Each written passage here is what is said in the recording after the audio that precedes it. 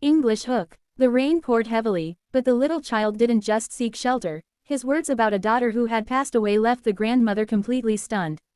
You won't believe the truth hidden behind that innocent smile. Watch till the end to uncover the secret that changes everyone's life. Rain poured heavily on the old wooden roof. The sound of water hitting the floor slowed every step. Wind blew through the broken window, carrying the smell of wet earth and decaying wood throughout the room. He stepped into the storage room that no one dared enter. Everything was covered in dust and dampness. A large wooden cabinet stood in the corner. Its worn grooves from repeated opening and closing made him feel an unusual movement. His hands touched the cold floor. His footsteps echoed off the thin wooden walls. Wind pushed the broken door inward, making him spin around immediately. In one corner, there was an old table. A shattered piece of glass reflected his own image. But the reflection moved differently from his body. His heart began to race. He walked closer to the table. His hands touched the cold wood. And suddenly a thudding sound from above startled him. As if someone, or something, was moving. He turned back. The room was empty, yet the wind kept swinging the door. A faint burnt smell drifted into his nose. He began to sense that something was wrong. Something was watching him. Every step he took made his footsteps sound like another's.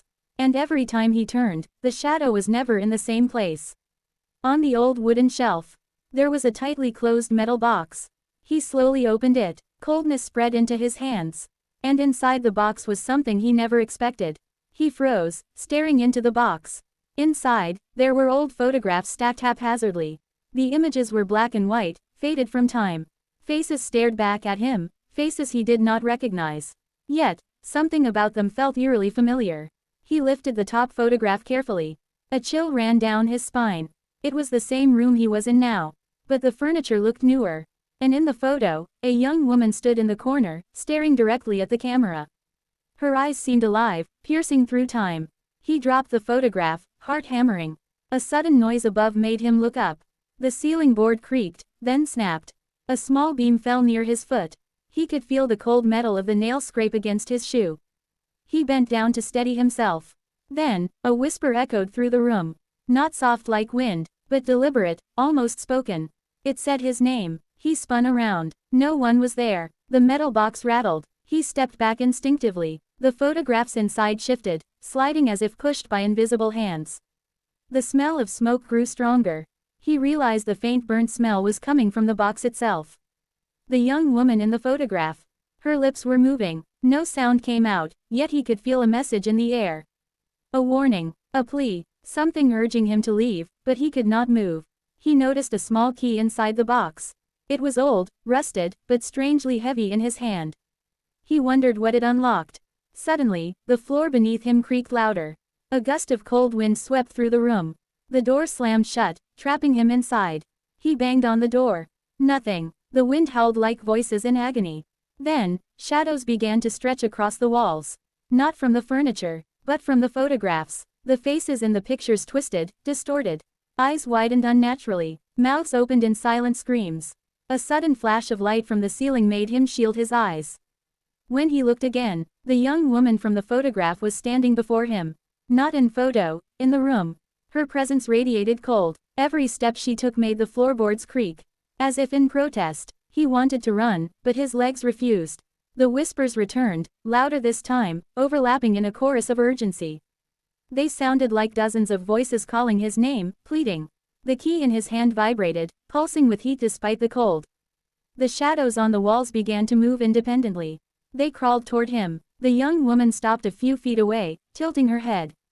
Her eyes glowed faintly. She raised a hand slowly, beckoning him. The voices reached a crescendo, almost deafening. He dropped the key in panic. The metal box flew open on its own. Inside, a small locket fell to the floor. He bent down to pick it up. As his fingers touched the locket, he felt a surge of memories.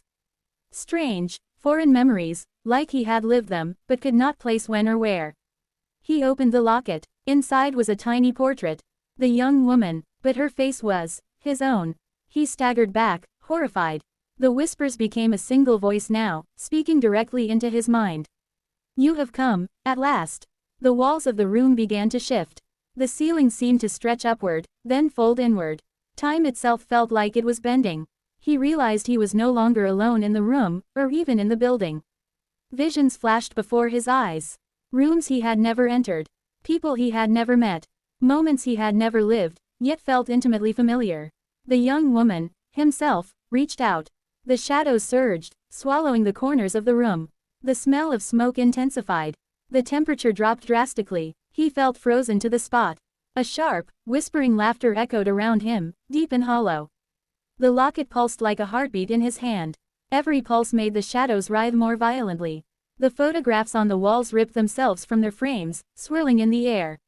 Faces of strangers merged with faces of himself. Time blurred. Past, present, and future collided in a dizzying display of distorted reality. He tried to scream. His voice was swallowed by the room. The young woman stepped closer, lips moving, forming words he could somehow understand. The test is not survival, it is understanding of yourself through the years you never knew existed. The shadows lunged. He felt himself being pulled, first into the floor, then into the walls. The locket glowed, and the heat from it burned his hands. Memories flooded in uncontrollably, joy, sorrow, anger, and regret, all interwoven across decades. He realized the truth. This was a test of time itself. He was being confronted with every version of himself, every choice, every consequence. The room was not merely a room, it was a crucible for the soul. And the young woman was not a stranger. She was him, or at least, a part of him that had endured centuries of hidden torment. A final flash of light blinded him. The whispers became a deafening roar. The shadows fused into a single form. The locket's glow became unbearable. And in that moment, he understood everything. The room fell silent. The shadows vanished. The photographs lay flat, normal again. The box was closed, locked. The young woman was gone. Yet, when he touched the locket one last time, he knew he had passed the test. But at what cost? Every choice he had never made, every life he had never lived, now weighed upon him. Time was no longer linear. It was endless, and he was trapped within its infinite reflection, forever aware of every possibility he could never undo.